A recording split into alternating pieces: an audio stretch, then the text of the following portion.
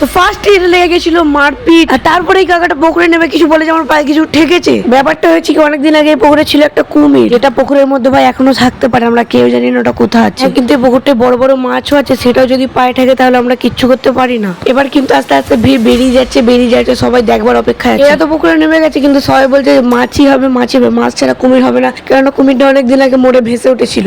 সবাই বলছিল যে কুমিরটা মরে গেছে, এবার জাল টেনে দেখা যাক যে কি মাছ আছে, ওটা মাছই হতে পারে। তারপর একটা কাকাকে ডাকা হয় জালেন, আর এখানে ভিড় বাড়তেই থাকে। শেষ পর্যন্ত কি হয়েছিল সেটা জানার আগে তোমরা সাবস্ক্রাইব করে নাও। এরা আস্তে আস্তে জাল পুরো পুকুরে বিছিয়ে ফেলে। এখন দেখার পালা যে মাছ না কুমির, চলো দেখে আসি। কিন্তু তার আগে চ্যানেল নতুন হয়ে থাকলে সাবস্ক্রাইব করে নাও নিচে লাল বাটনটা টিপে। দেখো ভাই এখানে টানা অনেক হয়ে গেছে, লোক অনেক ভর্তি হয়ে গেছে, আমার পেছনে অনেক লোক আছে।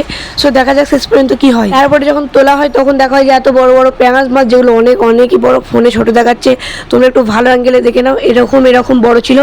সবার মাপা হচ্ছে, মেপে বিক্রি করে দেওয়া হবে। Tata bye.